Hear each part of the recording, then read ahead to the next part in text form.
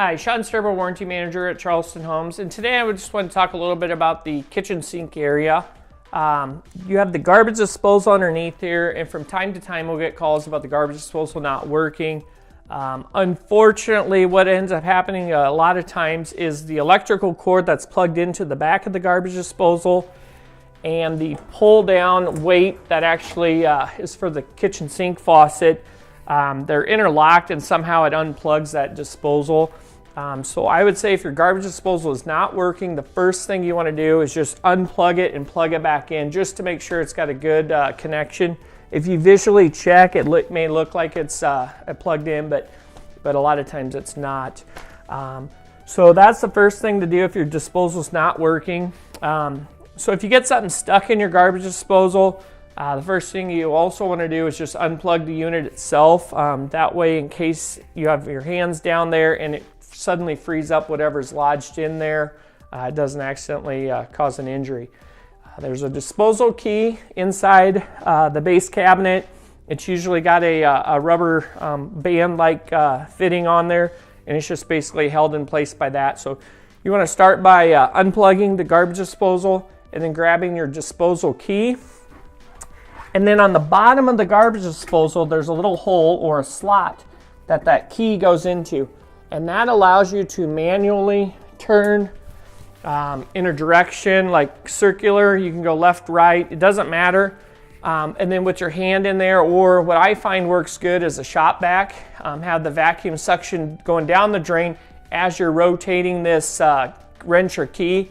Sometimes it can be a two-person job, but either way, a lot of times whatever's lodged in there can be vacuumed out just by using this. A shop vac works good because you don't want to use your household vacuum if there's water and stuff like that in there. So anyways, you want to try to free up whatever's in there. So that's the garbage disposal portion of that. You do have some shutoff valves. You have water supply to your dishwasher. You have the hot and cold supply to the sink faucet itself. So if you have any emergencies to where water's kind of trickling out or anything like that, simply turn those in the off position. To close them down, you would turn them right. To open them back up or turn the water back on, you turn it to the left. We also sometimes will get calls for faucets that have dripping coming out of them.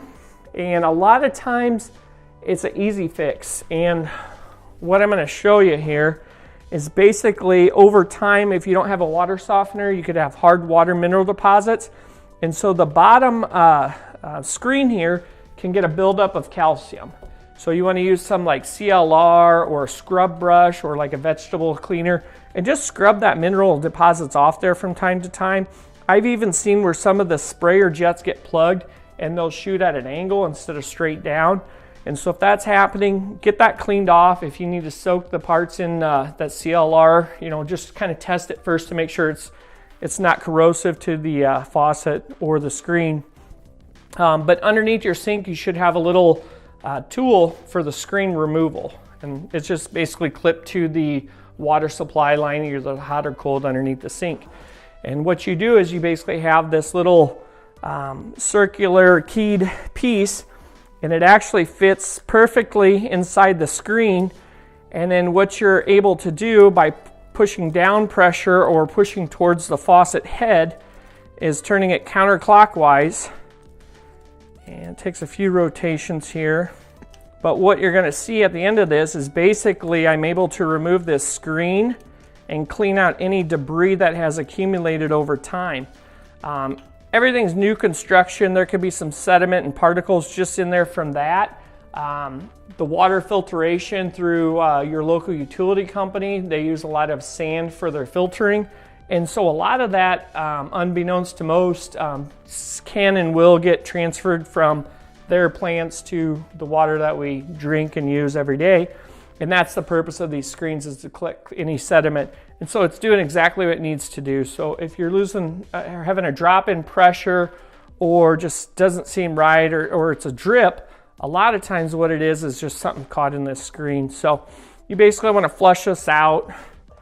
This one's got quite a bit of debris in it. Just kind of rinse it.